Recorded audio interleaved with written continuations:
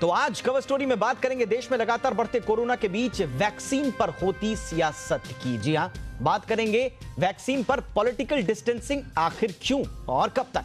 बात करेंगे कोरोना के नए वेरिएंट्स और उसके नए लक्षण की। इन लक्षणों को आप समझ लीजिए, जान लीजिए, पहचान लीजिए और सतर्क रहिए।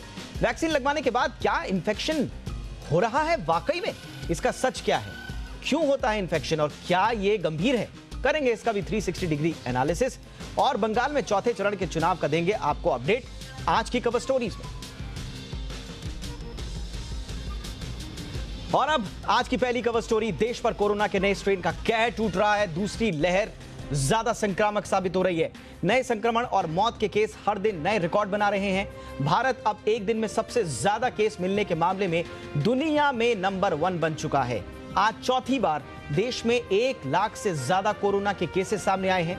स्वास्थ्य मंत्रालय के मुताबिक पिछले 24 घंटों में 1,31,968 नए कोरोना पॉजिटिव मिले हैं। 780 लोगों की जान भी गई है। वहीं 61,899 लोग कोरोना से ठीक भी हुए हैं। इससे पहले 4, 6 और 7 अप्रैल को 1 लाख से ज्यादा केसेस सामने आए थे। कोरोना का डबल म्यूटेशन एक और मामले में, खतरनाक मामले में है। इससे मरीजों में 6-7 तरह के सिम्टम्स नजर आ रहे हैं। नए स्ट्रेन में नए सिम्टम्स। डॉक्टर्स ने नए कोरोना के मरीजों के इलाज के आधार पर इन लक्षणों की पहचान की है। क्या हैं ये लक्षण और ये कितने खतरनाक हैं, ये आपको बताते हैं। इनसे कैसे बचना है, एहतियात कैसे बरतनी है, इस पर आगे भी चर्चा करेंगे। लेकिन इन लक्षणों को पहले जरा गौर से, ध्यान से समझ लीजिए। आंखों का लाल होना, पेट से जुड़ी परेशानी, भ्रम की स्थिति होना, अलग अलग तरह की खांसी, सुनने में समस्या, स्किन पर रैशेज होना और हाथ पैर की उंगलियों का रंग बदलना। अगर पिछले कुछ दिनों से आपको या आपके किसी जानने वाले को इनमें से ऐसे कोई भी लक्षण महसूस हो रहे हो तो उसे नजरअंदाज न करें, क्योंकि ये नए कोरोना का नया लक्षण हो सकता है। आइए अब इन लक्षणों को विस्तार से समझ लेते हैं। सबसे पहले बात पेट संबंधी लक्षणों की। गुजरात के डॉक्टर्स की रिसर्च के मुताबिक डायरिया, उल्टी, पेट में मरोड़ और जी मचलाने जैसे लक्षणों को हल्के में नहीं लेना चाहिए, क्योंकि कई पॉजिटिव मरीज इसी तरह के लक्षण लेकर सामने आ रहे हैं। इसी तरह से चीन में की गई स्टडी के मुताबिक जो लोग कोरोना के नए स्ट्रेन से जूझ रहे हैं उनमें आंखों का लाल होना, सूजन और आंखों से पानी निकलने जैसे लक्षण भी दिख रहे हैं। भारत में भी आंखों से जुड़ी ये समस्या देखी गई है। इसके अलावा सुनाई देना बंद होना या फिर कान में रिंगिंग साउंड आना भी कोरोना वायरस के लक्षण हो सकते हैं। इंटरनेशनल जर्नल ऑफ ऑडियोलॉजी में पब्लिश एक स्टडी के मुताबिक ये लक्षण थोड़े समय या फिर लंबे समय तक बने रह सकते हैं। रिसर्चर्स को ऐसे 56 केस मिले हैं जिनमें इस तरह की परेशानी की पहचान की गई है। कई पॉजिटिव मरीजों में भ्रम की स्थिति भी देखी गई है। इन मरीजों में याददाश्त घटने की शिकायत भी आ रही है। खांसी आना कोरोना का एक प्रमुख कारण रहा, लेकिन नए कोरोना के संक्रमित होने वाले लोगों ने कुछ अलग ही तरह की खांसी और लगातार खांसी के साथ आवाज बदलने की बात भी कही है। इसी तरह नए वेरिएंट से संक्रमित कुछ लोगों में त्वचा पर रैशेज या चकत्ते पड़ना और हाथ पैर की उंगलियों का रंग बदलने जैसी समस्याएं भी आई हैं। तो अगर आपको या आपके जानने वाले किसी भी शख्स को इनमें से कोई भी लक्षण है तो तत्काल अपना RT-PCR टेस्ट करवा लें। एक्सपर्ट ने कोरोना के डबल म्यूटेशन से ज्यादा सावधान रहने को कहा है, क्योंकि ये पुराने कोरोना से 4 गुना ज्यादा खतरनाक है और बच्चों को भी तेजी से अपना शिकार बना रहा है। इसलिए किसी भी लक्षण को नजरअंदाज न करें। ब्यूरो रिपोर्ट, जी मीडिया। और आज कोरोना के तमाम मसलों पर बातचीत करने के लिए 2 खास मेहमान मेरे साथ मौजूद हैं। NK अरोड़ा साहब हैं, प्रमुख हैं नेशनल टास्क फोर्स ICMR के। सर, बहुत बहुत स्वागत है आपका, हमारे लिए वक्त निकाला आपने। डॉक्टर जयेश लेले हमारे साथ, सेक्रेटरी जनरल हैं IMA के। डॉक्टर लेले, आपका भी स्वागत है। डॉक्टर लेले, मैं थोड़ा सा, ये जो नया संक्रमण, नया स्ट्रेन आया है और इसके नए लक्षण हैं, म्यूटेशन के साथ क्या लक्षण भी बदल जाते हैं?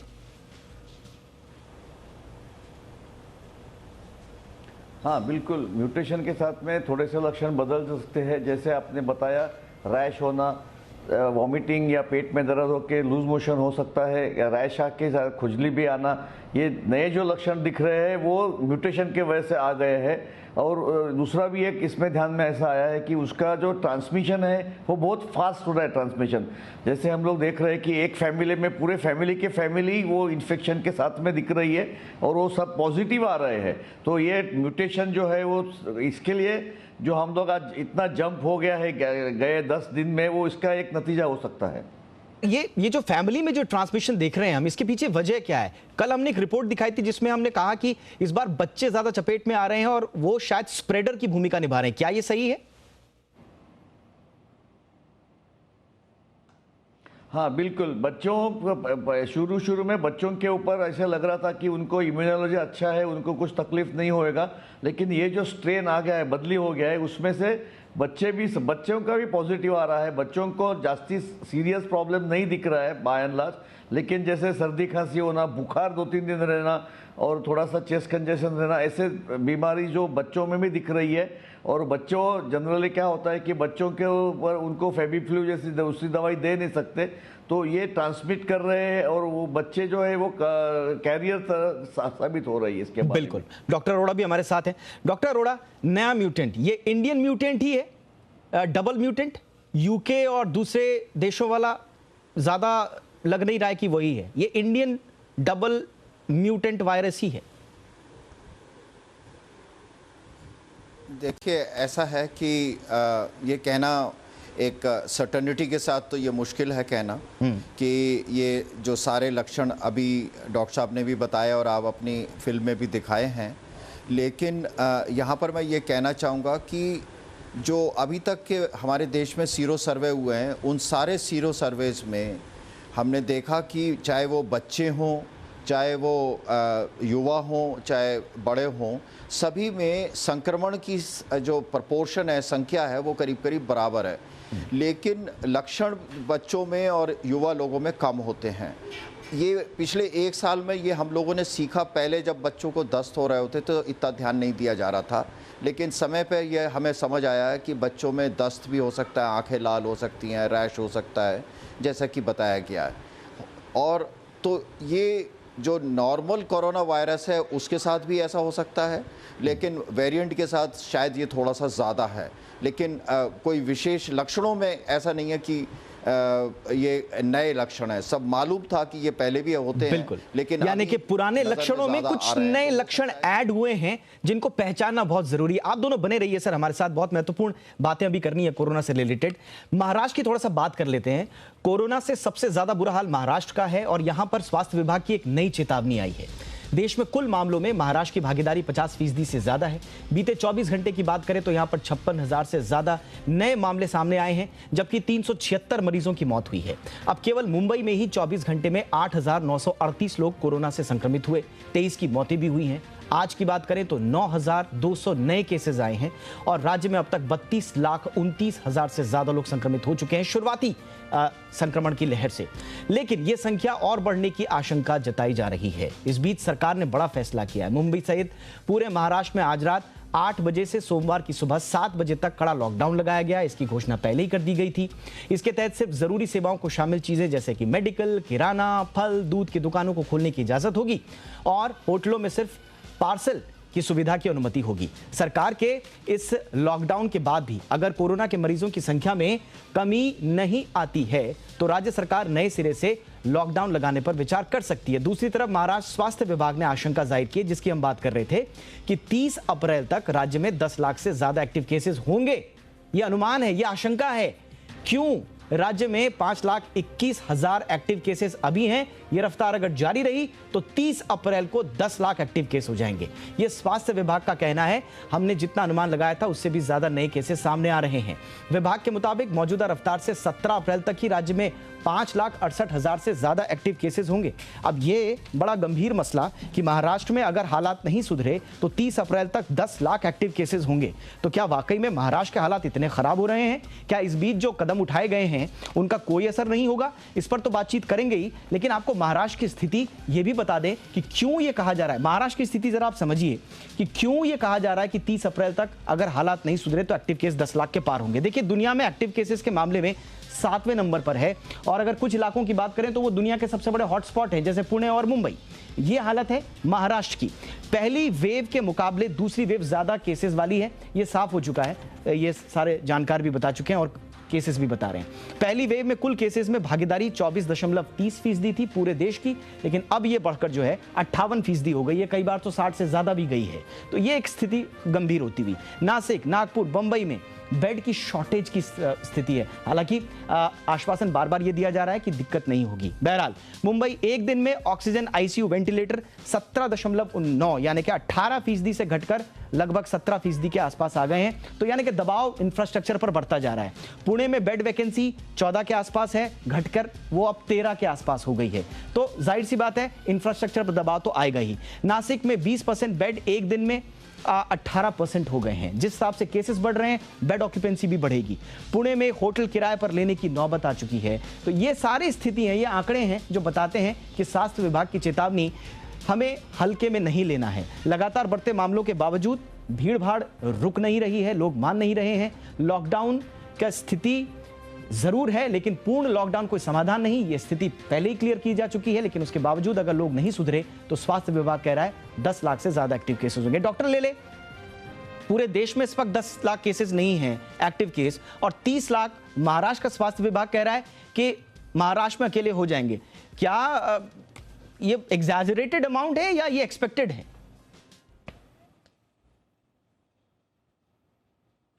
महाराष्ट्र का शुरू से ही, मतलब जैसे आपने देखा होगा कि लास्ट ईयर भी महाराष्ट्र के केसेस सबसे जास्ती ही थे, लेकिन ये टाइम जो दिख रहा है वैसे मुझे समझ में आता है, वैसे बिकॉज ऑफ द एक थिंग तो दिख रहा है कि बहुत पॉपुलेशन है, ट्रेन्स में बहुत गर्दी है, बस में बहुत गर्दी है। ये दो कारण से ट्रांसमिशन जो है वो आजू बाजू में बहुत जोर से फैल रहा है। वैसे महाराष्ट्र के पूरे सबर्ब्स में और मेन सिटी में भी केसेस बहुत बढ़ रहे हैं, और इसका कारण जो ट्रेन और बसेस का पूरा कंटिन्यूस अवेलेबल कर देना, ये एक मैं मानता हूँ। दूसरा चीज़ ऐसा है कि जो स्ट्रेन जो आया है वो स्ट्रेन में डेफिनेटली इसमें शायद थोड़ा सा स्ट्रेन मुंबई का अलग हो सकता है, कि जिसके बारे में हम लोग थोड़ा सा टेस्टिंग करना पड़ेगा, थोड़ा सा जीनोटाइपिंग करना पड़ेगा, तभी मालूम पड़ेगा। लेकिन डेफिनेटली डॉक्टर अरोड़ा, आप इस बात से इत्तेफाक रखते हैं कि देश के दूसरे इलाकों में दूसरा स्ट्रेन और महाराष्ट्र की बढ़ती स्थिति, यहां पर हो सकता है कि एक अलग म्यूटेशन वाला वायरस हो? डॉक्टर लेले जो बात कह रहे हैं वो बहुत महत्वपूर्ण करी कि एक तो जिस शहरों में फैल रहा है वहाँ भीड़ भाड़ बहुत ज़्यादा है। दूसरी चीज़ ट्रेन है, बस है, उसमें बहुत भीड़ होती है और इसकी वजह से इन्फेक्शन फैलता है। ये दोनों बहुत महत्वपूर्ण है। तीसरी चीज़ ये है कि पिछले साल के मुकाबले लोगों में जो पहले डर था वो डर अब लापरवाही में परिवर्तित हो गया है। लोग पहले थोड़ा सा ज़्यादा ध्यान कर रहे थे कोरोना अप्रोप्रिएट बिहेवियर की तरफ, लेकिन ऐसा लगता है कि समय के साथ ख़ास तौर पे हमारे युवा साथी हैं, उनमें ये लगा है कि भाई इससे एक खांसी ज़ुकाम, हल्के ज़ुकाम की तरह है, तो वो ज़्यादा चिंता की बात नहीं है। बट डॉक्टर अरोड़ा, करें क्या फिर? करें क्या? अगर लोग लापरवाह हैं सर और लॉकडाउन की बात हम करते हैं तो फिर दिक्कत सबको होगी, तो करें क्या फिर? तो एक ही इसका तरीका दो हैं। अगर आप इस समय अगर आप पूरे महाराष्ट्र में जो हॉस्पिटल में दाखिल हो रहे हैं और जिनकी मृत्यु हो रही है उसका आंकड़ा मैंने अभी कुछ देर पहले ही देखा है, ज़्यादातर हुई हैं जो बुजुर्ग लोग हैं, 45 साल से ऊपर के उम्र के हैं। ये उन्हीं लोगों को हॉस्पिटल की ज़रूरत पड़ रही है और उन्हीं लोगों को मृत्यु होने की संभावना है। तो ऐसी स्थिति में परिवार में हम लोगों को अपने युवा साथियों को कहना होगा कि कोरोना अप्रोप्रिएट बिहेवियर वो बहुत मेटिकुलसली करें, और बाकी लोगों को तो करना ही है, 45 साल से ऊपर वालों को तो करना ही है, लेकिन साथ ही साथ हमारे जो युवा साथी हैं अपने जब काम पे जाते हैं, जब बाहर घर से निकलते हैं, तो अगर मास्क लगा के रहेंगे तो ये भी बहुत बड़ी बात है। करना पड़ेगा। सोशल का पुराना नारा जिसमें था माय फैमिली माय रिस्पॉन्सिबिलिटी, मेरा परिवार मेरी जिम्मेदारी, इसको समझना होगा युवाओं को भी, क्योंकि आपके घर पर बच्चे हैं, बुजुर्ग हैं, उनको खतरा ज्यादा हो सकता है। आप बने रहिए सर, दोनों आप हमारे साथ एक और मसले पर चर्चा करेंगे, वो है वैक्सीन को लेकर होती सियासत की। एक तरफ देश में कोरोना विकराल होता जा रहा है तो दूसरी तरफ वैक्सीन शॉर्टेज को लेकर सियासत जारी है। वैक्सीन शॉर्टेज को लेकर केंद्र और राज्य सरकारों में जंग है। दिल्ली, महाराष्ट्र, पंजाब जैसे राज्यों में वैक्सीन की भारी कमी भी बताई जा रही है। उधर केंद्र कह रहा है कोई कमी नहीं है, ये सिर्फ सियासत है।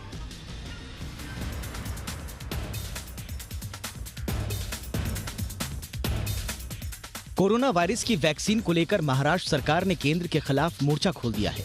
महाराष्ट्र के स्वास्थ्य मंत्री राजेश टोपे ने कहा है कि राज्य में वैक्सीन की भारी कमी है। बावजूद इसके केंद्र सरकार ने राज्य को वैक्सीन की सिर्फ 7.5 लाख डोज ही दी है। टोपे ने दावा किया है कि उत्तर प्रदेश, मध्य प्रदेश, गुजरात, हरियाणा जैसे राज्यों को महाराष्ट्र से ज्यादा वैक्सीन की डोज दी गई है। सभी जगह पे बहुत कम स्टॉक है, करीबन खत्म हुआ है कि वैक्सीन का बहुत कम सप्लाई आ रहा है। हर सोमवार को 40 लाख मिले, इतनी मांग मैंने डॉक्टर हर्षवर्धन जी से की है।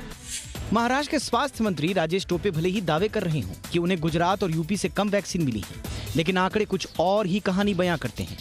केंद्रीय स्वास्थ्य विभाग की तरफ से जारी किए गए आंकड़ों के मुताबिक महाराष्ट्र को अभी तक 1 करोड़ 6 लाख से ज्यादा वैक्सीन दी जा चुकी है। इसमें राज्य ने 91 लाख 18 हजार से ज्यादा वैक्सीन के डोज का इस्तेमाल कर लिया है। अब राज्य के पास 15 लाख के करीब डोज बचे हैं और 19 लाख के करीब वैक्सीन के डोज जल्द राज्य के पास पहुंचेंगे। वहीं बात करें गुजरात की, तो महाराष्ट्र के मुकाबले गुजरात को कुछ कम वैक्सीन मिली हैं। आंकड़ों के मुताबिक गुजरात को अभी तक 1 करोड़ 5 हजार वैक्सीन ही मिली है। इसमें राज्य ने 84 लाख से ज्यादा वैक्सीन के डोज लगा दिए हैं और अब उसके पास 20 लाख 53 हजार के करीब डोज बचे हैं। वहीं उत्तर प्रदेश की बात करें तो यहां पर महाराष्ट्र से लगभग दोगुनी आबादी होने के बावजूद 92 लाख डोज ही दिए गए हैं और मध्य प्रदेश में 58 लाख वैक्सीन अब तक भेजी गई हैं। यानी सबसे ज्यादा वैक्सीन अभी भी महाराष्ट्र को मिल रही है। उसके बाद गुजरात और फिर राजस्थान को डोज दी जा रही हैं। केंद्रीय मंत्री डॉक्टर हर्षवर्धन ने साफ किया है कि देश में वैक्सीन की कोई कमी नहीं है। उन्होंने कहा कि वैक्सीन शॉर्टेज की बात करने वाले राज्य अपने मिसमैनेजमेंट को छुपाने की कोशिश कर रहे हैं। स्वास्थ्य विभाग के अधिकारियों ने यह भी बताया कि देश में वैक्सीन की रीस्टॉकिंग तेजी से हो रही है और साथ ही वैक्सीन की जरूरत को लेकर हर दिन राज्यों से बात की जाती है और उसके बाद ही वैक्सीन की खेप राज्यों तक पहुंचाई जाती है। कि आंकड़ों से साफ है कि वैक्सीन शॉर्टेज के नाम पर शायद राजनीति ज्यादा हो रही है और अगर केंद्र से कदम मिलाकर चला जाए तो वैक्सीन की शॉर्टेज होने के बावजूद मामला सुलटाना इतना मुश्किल नहीं, क्योंकि ये वक्त पॉलिटिकल डिस्टेंसिंग का नहीं है बल्कि साथ आकर कोरोना महामारी को मात देने का है। ब्यूरो रिपोर्ट, जी मीडिया। डॉक्टर लेले, महाराष्ट्र, गुजरात और राजस्थान, इन तीनों राज्यों में सबसे ज्यादा वैक्सीन जा रही हैं। फिर महाराष्ट्र ये क्यों कह रहा है कि हमें वैक्सीन नहीं मिली है, हमारे यहाँ शॉर्टेज है, दूसरे राज्यों को आप दे रहे हैं? आंकड़े कुछ और कहानी बयां कर रहे हैं सर। लेकिन मैं ऐसा समझता हूं कि महाराष्ट्र में अगर केसेस जास्ती हो और पॉपुलेशन जास्ती हो, जैसे आप देखने जाएंगे तो जैसे सिटीज में इतना पॉपुलेशन है तो वो हिसाब से उनको और परसेंटेज जास्ती होना चाहिए। तो वो हिसाब से मैं समझता हूं कि महाराष्ट्र में वैक्सीन कम है, क्योंकि उनका आज ही मैं शाम को 5 बजे देख रहा था मेरे कितने पेशेंट का फोन आया कि हम लोग सेंटर पे खड़े हैं, वैक्सीन खत्म हो गया है।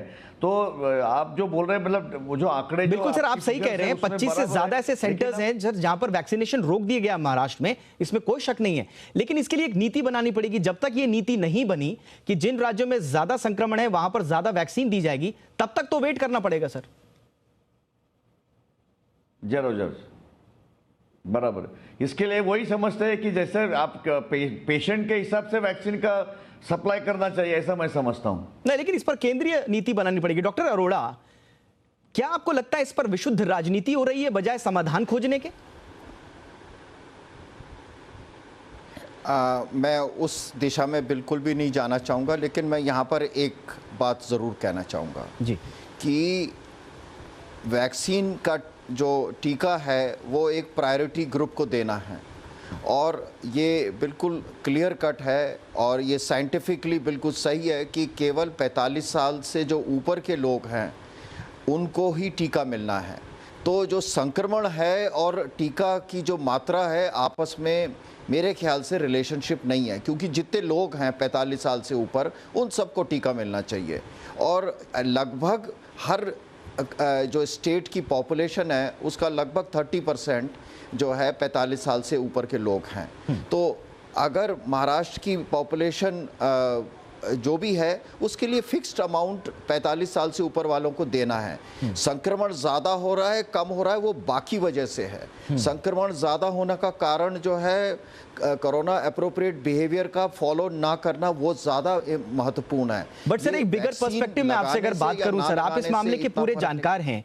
जुलाई तक हमने 30 करोड़ लोगों को दोनों डोज देने का लक्ष्य रखा है पहले चरण में, उसके लिए हमें 60 करोड़ वैक्सीन चाहिए थी। अभी हमने 10 करोड़ वैक्सीन भी नहीं दी हैं और शॉर्टेज पर घमासान हो रहा है। क्या हम सही दिशा में जा रहे हैं सर? मैं आपको कुछ आंकड़े बताता हूं श्योर। और जिससे ये समझ आ जाएगा कि हम लोगों को वैक्सीन उपलब्ध है। ओके। अब इस समय सीरम इंस्टीट्यूट जो है रफली हर महीने 6 करोड़ डोजेस बना सकता है, 6 साढ़े 6 करोड़, और 1.5 करोड़ डोजेस जो है भारत बायोटेक बना सकता है। तो लगभग 7.5 और 8 करोड़ डोजेस हर महीने बन रही हैं इस समय। तो हमारे पास अगर मैं अप्रैल, मई, जून, जुलाई और अगस्त 5 महीने करता हूँ तो ये हमारे पास 40 करोड़ डोजेस का अरेंजमेंट हो जाएगा। 40 करोड़ डोजेस जो हैं 8 पंजे 40, तो 40 करोड़ डोजेस, और अभी तक 9 करोड़ डोजेस लग चुकी है, तो लगभग 50 करोड़ डोजेस का पूरा अरेंजमेंट है। तो शॉर्टेज वाली जो बात है वो इतनी महत्वपूर्ण, लेकिन सर सीरम तो कह रहा है कि हम पर अतिरिक्त दबाव है, हमको विदेशों में भी वैक्सीन भेजनी है। अब तो कंपनी जो है लीगल नोटिस तक देने लगी हैं सीरम को, रॉ मटेरियल की सप्लाई नहीं है। पूना वाला कह रहे हैं कि हमें 3000 करोड़ रुपए चाहिए। तो आपको लग रहा है सप्लाई डिमांड के हिसाब से हो पाएगी? देखिए, वो उनके पास जो पूरी इस समय जो है एक्सपोर्ट करीब करीब बंद कर दिया गया है, तो पूरा का पूरा अवेलेबल जो बना रहे हैं वो 6 और 7 करोड़ डोजेस पर मंथ ये, और इस साल के दूसरे सेशन में वो करीब 10 करोड़ डोजेस पर मंथ पे पहुंच जाएंगे। तो अभी जो 6-7 करोड़ हैं और साथ में भारत बायोटेक वाले हैं वो 1.5 करोड़ डोजेस बढ़ा रहे हैं। ये लगभग हमारी ज़्यादातर जो हमारी ज़रूरत है उसको पूरा कर पा रहे हैं। और इसी बीच में अगले हो सकता है कुछ हफ्तों में स्पुतनिक भी मार्केट में अवेलेबल हो जाए, और एक कैडिला जाइडस जो मई के एंड तक उम्मीद है कि वो भी आ जाएगी। तो वैक्सीन का मैनेजमेंट जो इशू है नेशनल लेवल पे, स्टेट लेवल पे, डिस्ट्रिक्ट लेवल पे, एक वो महत्वपूर्ण इशू है जिसको जो है जो प्रोग्राम ये बड़ी महत्वपूर्ण आपने बात कही सर, जुड़े हुए हैं दिक्कत उन लोगों को कमी टीके की नहीं है, मुझे लगता है कमी कहीं ना कहीं तरीके की है, यानी कि मैनेजमेंट की। अगर ये ठीक हो जाए और इसके साथ साथ केंद्र और राज्य मिलकर एक वृहद नीति बनाए और एक कमांड, एक साझा रणनीति के तहत आगे बढ़े तो इसमें दिक्कत आगे नहीं होगी। आप बने रहिए सर हमारे साथ। एक और महत्वपूर्ण मसले पर बात कर रहे हैं, क्या वैक्सीन को लेकर दोबारा कोरोना हो सकता है? ये सबके जहन में सवाल है और ये कुछ केसेस भी नए सामने आ रहे हैं, इसलिए आपको हम समझाते हैं कि ये मामला दरअसल क्या है और क्या गंभीर है या नहीं। दिल्ली में कोरोना संक्रमण की दूसरी लहर किस कदर कोहराम मचा रही है, इसका अंदाजा आप इसी बात से लगाइए कि कोरोना मरीजों का इलाज करते करते डॉक्टर्स एक बार फिर से चपेट में आ रहे हैं। ताजा मामला है राजधानी के सर गंगाराम अस्पताल का। 37 डॉक्टर्स कोरोना पॉजिटिव मिले। इनमें से 5 डॉक्टरों को अस्पताल में भर्ती कराया गया, हॉस्पिटलाइजेशन की जरूरत पड़ी है। अब 32 डॉक्टर को होम आइसोलेशन में रखा गया है। हॉस्पिटल्स मैनेजमेंट के मुताबिक सभी डॉक्टर्स को कोरोना के मरीजों का इलाज करने के दौरान इन्फेक्शन हुआ है। सभी ने माइल्ड सिम्टम्स हैं सबके में और कोई भी गंभीर हालत में नहीं है। अच्छी बात यह है और थोड़ा सा ये चौंकाने वाली बात भी हो सकती है कि सभी डॉक्टर्स को कोरोना वैक्सीन दी जा चुकी है। इसके चलते वो सभी गंभीर इन्फेक्शन से बच गए। लेकिन ये खबर आते ही और इससे पहले भी जो खबरें आ रही थी उससे ये लग रहा था, लोगों में ये एक तरह से भ्रम की स्थिति आ गई कि वैक्सीन लगाने के बाद क्या कोरोना हो सकता है और अगर कोरोना है तो फिर वैक्सीन का फायदा क्या। लेकिन इस भ्रम को दूर करने के लिए हमारे साथ दोनों खास मेहमान बने हुए। डॉक्टर लेले, इन्फेक्शन हो सकता है, ये कम से कम हमें मानना पड़ेगा वैक्सीनेशन के बाद भी, लेकिन वो गंभीर नहीं होगा।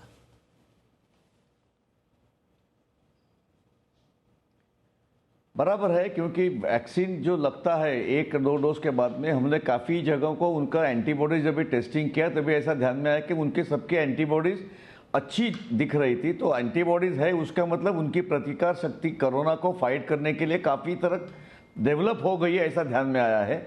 तो देखो, संक्रमण तो हो सकता है, संक्रमण का डेफिनेटली अगर स्प्रेड होता है तो उनको डेफिनेटली जो होगा कि जैसे हम लोग उनको बोलेंगे कि 20% या 30% ही इंटेंसिटी कॉम्प्लिकेशन हो जाएगा।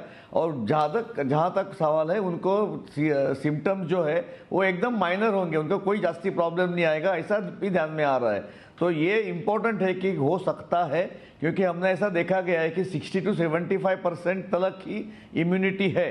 तो नेचुरली उसका मतलब ये है कि 25% तक तो उसका इम्यूनिटी नहीं रहेगा और उसको संक्रमण हो सकता है, लेकिन इम्यूनिटी डेवलप होने के कारण इफेक्टिविटी कम रहेगा। बिल्कुल डॉक्टर अरोड़ा, ये भ्रम को अब दूर कर देना चाहिए कि अगर वैक्सीन लेने के बावजूद कोरोना हो रहा है तो हम वैक्सीन क्यों लें। मेरे ख्याल से ये मानसिकता अब ठीक नहीं है। तो मैं यहाँ पर 2-3 बातें कहना चाहूँगा और ये बहुत ही महत्वपूर्ण है क्योंकि हमारे लोगों का वैक्सीन में विश्वास बना रहना चाहिए, क्योंकि वैक्सीन एक अत्यंत महत्वपूर्ण एक हमारे पास हथियार है कोरोना से लड़ने का।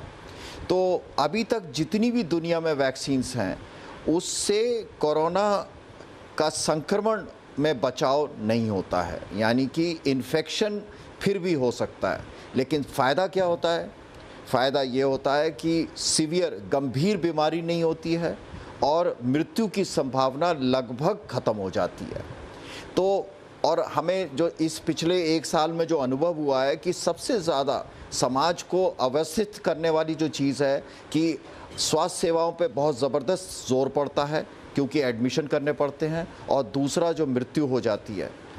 तीसरी चीज़ ये है कि हमारे देश में लगभग 88 से 90% लोग जो हॉस्पिटल में एडमिट हो रहे हैं आज की डेट में, चाहे वो महाराष्ट्र है या कोई भी स्टेट है, और इसके अलावा जो मृत्यु हो रही है वो सब 45 साल से ऊपर वालों का है। यही कारण है कि वैक्सीन केवल इस ग्रुप के लिए अभी दी जा रही है। यंगर पॉपुलेशन में गंभीर संक्रमण होना और मृत्यु होने की संभावना बहुत कम होती है। लगभग अगर 45 साल से ऊपर है तो 15 से 20 गुना ज़्यादा गंभीर बीमारी होती है। और लेकिन इस सारे के पीछे ये समझना है कि संक्रमण नहीं रुकता है, संक्रमण हो सकता है, और ये इसीलिए ये कहा जाता है कि वैक्सीन लगाने के बावजूद अगर आप कोरोना अप्रोप्रिएट बिहेवियर नहीं करते तो गंगाराम के डॉक्टर्स की तरह, केजीएमयू के डॉक्टर्स की तरह ये इन्फेक्शन आपको हो सकता है। बिल्कुल टेक अवे डॉक्टर ले ले, बिल्कुल महत्वपूर्ण बात आपने डॉक्टर अरोड़ा ये कही कि प्रोटेक्शन नहीं है 100%, लेकिन मौत से बचने का सबसे बड़ा हथियार इस वक्त वैक्सीन ही है। डॉक्टर ले ले, टेक अवे यही है, वैक्सीन की पहली डोज हो या दूसरी डोज हो, आपको कोविड अप्रोप्रिएट बिहेवियर अपनाना ही होगा।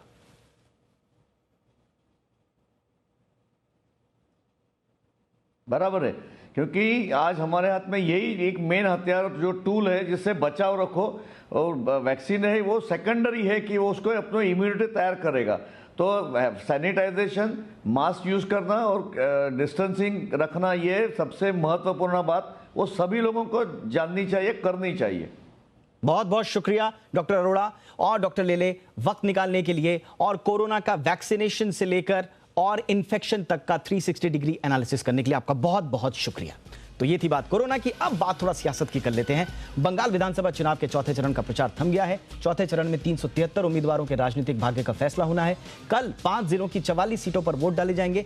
इनमें हावड़ा जिले की 9 सीट, दक्षिण 24 परगना जिले की 11 सीट, हुगली जिले की 10, अलीपुरद्वार की 5 और कूच बिहार की 9 सीटों पर वोटिंग होगी। चौथे चरण के चुनाव प्रचार के आखिरी दिन गृह मंत्री अमित शाह ने बंगाल में रैली की। उन्होंने एक बार फिर ममता बनर्जी पर निशाना साधा। उन्होंने कहा कि पश्चिम बंगाल में बीजेपी को लोगों का खूब समर्थन मिल रहा है और अब तक जो 3 चरण के मतदान हुए हैं उनमें बीजेपी को 63 से 68 सीटें मिल सकती हैं, यह दावा है। शाह ने कहा कि तृणमूल कांग्रेस चुनाव में हार के डर से हताश हो गई है और यही वजह है कि पार्टी की प्रमुख ममता बनर्जी गुस्सा केंद्रीय बलों पर निकाल रही हैं। दरअसल ममता ने कल अर्धसैनिक बलों को लेकर एक बयान दिया था। उन्होंने कहा कि अर्धसैनिक बल के जवान लोगों को डरा धमका रहे हैं। ममता के इसी बयान पर चुनाव आयोग ने भी उन्हें नोटिस भेजा। और क्या कहा अमित शाह ने इस दौरान, आइए देखते हैं। मैंने जैसे पहले बता चुका हूं, तीनों चरण में भारतीय जनता पार्टी को अप्रत्याशित समर्थन बंगाल की जनता का मिला है। हमारे एक आकलन के हिसाब से 63 से 68 सीट, 63 to 68 सीट के बीच में भारतीय जनता पार्टी इस 3 चरण के अंदर जीत रही है। देख रहे हैं इंडिया 360। बात बाजार की। कारोबारी हफ्ते के आखिरी दिन शेयर बाजार में सुस्ती नजर आई और दोनों ही इंडाइसेस लाल निशान में बंद हुए। सेंसेक्स 155 अंक की गिरावट के साथ 49,591 के स्तर पर बंद हुआ। वहीं निफ्टी 39 अंक की कमजोरी के साथ 14,835 के स्तर पर बंद हुआ। निफ्टी ऊपरी स्तर से 80 अंक तो बैंक निफ्टी 500 अंक से ज्यादा लुढ़का। कई दिनों की लगातार तेजी के बाद मेटल और IT शेयर भी फिसले।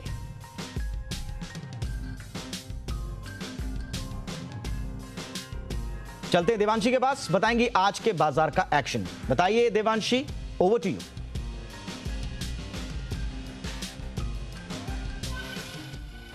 हफ्ते के आखिरी ट्रेडिंग सेशन में आज बाजार बहुत ही सीमित दायरे में कारोबार करता हुआ दिखा, लेकिन उसके बावजूद हमने देखा कि निफ्टी आज लाल निशान में बंद हुआ। सबसे ज्यादा जो दबाव आया वो बैंक निफ्टी से आया, करीब 1% तक की गिरावट हमने निफ्टी बैंक में देखी। और साथ ही आप देखिए जो निजी बैंक्स हैं वहीं से सबसे ज्यादा दबाव आता हुआ दिखा।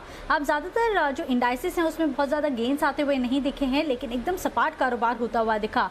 सबसे पहले अगर निफ्टी गेनर्स की बात करें तो आज फार्मा स्टॉक्स लीड करते हुए दिखे। सिप्ला, सन फार्मा, HUL और टेक महिंद्रा आज टॉप गेनर्स की लिस्ट में शामिल हुए। और उसके अलावा लूजर्स की अगर बात करें तो आज बजाज फाइनेंस, साथ ही UPL, NTPC और अल्ट्राटेक सीमेंट जैसे स्टॉक्स थे जहां पे आज सबसे ज्यादा गिरावट निफ्टी में देखने मिली है। इसके अलावा आज अगर सेक्टर्स की बात करें, फार्मा इंडेक्स लीड करता हुआ दिखा। सबसे ज्यादा तेजी आज आपने फार्मा स्टॉक्स में देखी है। वायदा बाजार हो या कैश मार्केट के स्टॉक्स और निफ्टी के स्टॉक्स में भी आप देखिए कैडिला इस स्टॉक में अच्छी सबसे ज्यादा गेन टॉप गेनर रहा। साथ ही एल्केम लैब और बिंदो फार्मा, ग्लेनमार्क फार्मा और कई ऐसे फार्मा स्टॉक्स है जहां पे आज अच्छी खरीदारी देखने मिली है। डायग्नोस्टिक स्टॉक्स लगातार गेन करते हुए आज भी ग्रीन साइड ट्रेड करते हुए दिखे। थायरोकेयर और मेट्रोपोलिस, इसके अलावा सरकारी बैंक्स ये सेकंड बेस्ट गेनर आज के दिन में रहे। आप देखिए bank of Maharashtra, IOB, central bank of India, UCO bank, ये सारे बैंक्स में आज गेन्स देखने मिले। आप देखिए जो प्राइवेटाइजेशन की बात चलती हुई दिख रही है, सर्किट फिल्टर में कल जो रिविजन हुआ उसके बाद हमने देखा ये सारे बैंक्स में पिछले 2 दिन से अच्छी तेजी बनती हुई दिखी। इसके अलावा कई ऐसे कैश मार्केट के स्टॉक्स थे जहां पे तेजी बनती हुई दिखी है। Gujarat alkalis double digit gains आज देखने मिले, करीब 15% तक का उछाल। गुजरात फ्लोरो यहाँ पे भी करीब 12 से 13% तक का उछाल। FTC 8% तक के गेन्स के साथ। और ओरिएंट रिफ्रैक्टरीज आज आपको बेहतरीन रिसर्च मिलती हुई दिखी। उसके बाद हमने देखा करीब 7 से 8% तक की तेजी इस स्टॉक ने भी बताई है। लूजिंग साइड पर हमने देखा आज बैंकिंग स्टॉक्स थे और उसमें भी निजी बैंक सबसे ज़्यादा आज कमज़ोर बनते हुए दिखे। Axis bank, ICICI bank, IndusInd bank और HDFC बैंक टॉप लूजर्स की लिस्ट में थे। और इसके अलावा मिडिल स्टॉक्स जहां पे लगातार इतने दिनों से तेज़ी है, आज मुनाफा वसूली यहाँ पे आती हुई दिखी। टाटा स्टील, वेदांता, हिंदुस्तान जिंक आज लाल निशान में बंद हुए। लेकिन अगर ब्रॉडर मार्केट्स की बात करें तो आज कैश मार्केट में कई स्टॉक्स थे जहाँ पे अच्छी खरीदारी बनती हुई दिखी। शुक्रिया देवांशी। अब रुक करते हैं अमेरिकी बाजारों का, देखते हैं कैसा कारोबार हो रहा है। अमेरिका में बढ़त के साथ कारोबार की शुरुआत हुई है। कल भी अमेरिकी बाजारों में रौनक थी।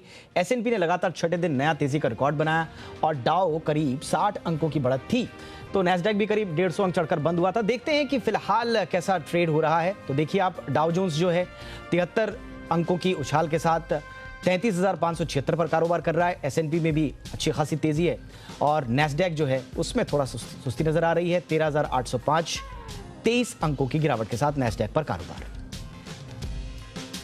और चलिए ग्लोबल क्यूज क्या कह रहे हैं, हमें क्या करना है अगले हफ्ते के लिए, जाने माने मार्केट एक्सपर्ट अजय बग्गा साहब हमारे साथ जुड़ चुके हैं। Ajay sir, good evening. क्या किया जाए सर, अगले हफ्ते का नजरिया आपका कैसा रहेगा मार्केट्स के लिए? दीपक जी, देखिए जो खास इशू हमारे मार्केट्स के लिए रही कि FIs का पैसा निकालना, और पहली तिमाही में देखें तो भारत ने इसको एंटी ट्रेंड गए थे हम। एशियाई मार्केट से लगभग $3.5 बिलियन निकला था पहले तिमाही में और भारत के अंदर $1.5 बिलियन आया उसके सामने, तो हमारे मार्केट्स अच्छा कर रहे थे। तो एक तो RBI पॉलिसी में जो बॉन्ड खरीदने की बात हुई उसके चलते हमने देखा रुपए में गिरावट आई, जो FIs को नाखुश रहते हैं वो। दूसरा, चीन का जो इन्फ्लेशन का आंकड़ा आया वो काफी मजबूत आया, लगभग 4.4% उनका होलसेल इन्फ्लेशन का आंकड़ा आया, और जो कमोडिटी प्राइसेस बढ़ने के कारण उस तरह का आंकड़ा है। तो ये सब सेंटिमेंट्स हावी रहे भारतीय मार्केट्स पे इस हफ्ते में। हमारी जो उम्मीद है कि भारत का अर्निंग्स मोमेंटम बहुत स्ट्रांग है। मंडे से आपके अर्निंग्स रिजल्ट आने लग जाएंगे इस तिमाही के। PMI का डेटा अगर आप देखें, चाहे मार्च में थोड़ा कम हुआ, बट अगर जो 4 टॉप की कंट्रीज हैं विश्व भर में सबसे बढ़िया PMI से, वो है US, UK, जर्मनी और भारत। चीन से भी ज्यादा बेहतर हमारा PMI चल रहा है। वो ये दर्शा रहा है कि अर्निंग्स रिजल्ट बहुत तगड़े आने वाले हैं। जैसे पिछले क्वार्टर में आए थे दीपक, वैसे ही इस क्वार्टर में भी आए। लेकिन सर, जैसा आपने कहा कि FIIs जो है वो खरीद कर रहे हैं, छोटी छोटी खरीद अब करने लगे हैं, तो क्या माने सर कि बॉन्ड यील्ड वाला जो संकट था वो खत्म हो गया? काफी हद तक कल जो पावल ने कहा उसके बाद अमेरिकी मार्केट फिर रिकॉर्ड स्तरों पे चढ़ गया। उन्होंने यही कहा कि अभी हम देख नहीं रहे। अब क्या हो रहा है दीपक, जिस तरह से कमोडिटीज बढ़ रहे हैं वो लेट साइकिल में होते हैं, बट फेड अर्ली साइकिल में बैठा है। फेड अभी भी 120 बिलियन डॉलर हर महीने खरीद रहे हैं और उनका जो इंटरेस्ट कर्व दिखा रहा है कि 3 साल अगले इंटरेस्ट हाइक आते नहीं दिखते मार्केट को। तो अब उसमें जो बॉन्ड प्राइसेस बढ़े वो ज्यादा डिमांड सप्लाई के कारण थे, वो कोई फंडामेंटल कारण के नहीं थे। इसलिए हमने देखा 1.77 तक पहुंच के फिर से एक जी पहुंच गया था जी। तो ये मुझे कम होता दिखता है क्योंकि ठीक सर। इन्फ्लेशन नहीं है अमेरिका में। ऑलराइट। उससे पॉजिटिव रहेगा मार्केट्स के लिए। बहुत बहुत शुक्रिया सर, मार्केट में अगले हफ्ते का अपना आकलन देने के लिए और इस एनालिसिस के लिए आपके बहुत बहुत शुक्रिया। कोरोना महामारी की दूसरी लहर में सोना एक बार फिर से महंगा होने लगा है। ये आज 46,800 रुपए प्रति 10 ग्राम पर पहुंच गया। चांदी भी 67,000 पार पहुंच गई है। इस महीने अब तक सोना 1,900 रुपए से ज्यादा महंगा हुआ है। पिछले साल भी कोरोना महामारी के साथ सोने के दाम भी तेजी से बढ़ गए थे। सोना अगस्त 2020 में याद कीजिए 56,000 पार पहुंच गया था। अभी भी कोरोना महामारी तेजी से बढ़ रही है, सेकेंड वेव है। ऐसे में एक्सपर्ट्स का मानना है कि सोना इस साल आखिर तक 50,000 जा सकता है।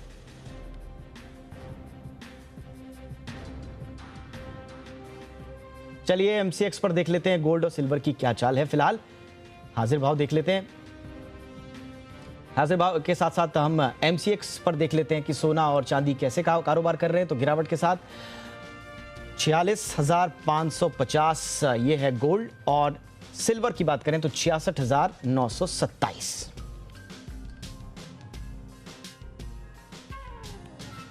चलिए अब कुछ और बिजनेस खबरों का रुख कर लेते हैं। मैक्रोटेक डेवलपर्स का आईपीओ आज आखिरी दिन पूरा भरकर बंद हुआ। इसका आईपीओ 1.36 गुना सब्सक्राइब हुआ।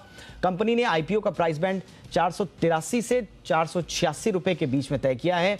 कंपनी इस आईपीओ के जरिए 2,500 करोड़ रुपए जुटाना चाहती है और इसमें से 1,500 करोड़ रुपए कर्ज के लिए किया जाएगा। मुंबई में इस कंपनी का लोरा डेवलपर्स के नाम से इसे जाना जाता है। एसबीआई अदानी ग्रुप की कोयला खदान को लोन देने से अपने पैर पीछे खींच सकता है। ऐसा इसलिए क्योंकि ब्लैक रॉक सहित काफी सारे क्लाइमेट एक्टिविटीज और निवेशक दबाव बना रहे हैं कि अदानी के ऑस्ट्रेलिया स्थित कोयला खदान को लोन न मिले। न्यूज एजेंसी ब्लूमबर्ग ने एसबीआई के 2 वरिष्ठ अधिकारियों के हवाले से कहा है कि बैंक अदानी एंटरप्राइज को $1 अरब की फंडिंग करने पर अपने पैर पीछे खींच रहा है। अदानी ने विवादास्पद कारमाइकल खदान के लिए लोन की मांग की है। खरीफ सीजन से पहले कुछ मीडिया रिपोर्ट्स ने किसानों को परेशानी में डाल दिया था। खबरें हैं कि सरकार फर्टिलाइजर्स की कीमतें बढ़ाने जा रही है। इन खबरों का खंडन करते हुए सरकार ने आज साफ किया है कि फर्टिलाइजर्स के दाम नहीं बढ़ाए जाएंगे। रसायन और उर्वरक राज्य मंत्री मनसुख मांडविया ने कहा कि किसानों के हित में दाम न बढ़ाने का फैसला किया गया है। साथ ही सरकार ने कंपनियों को कीमतें नहीं बढ़ाने के निर्देश दिए हैं।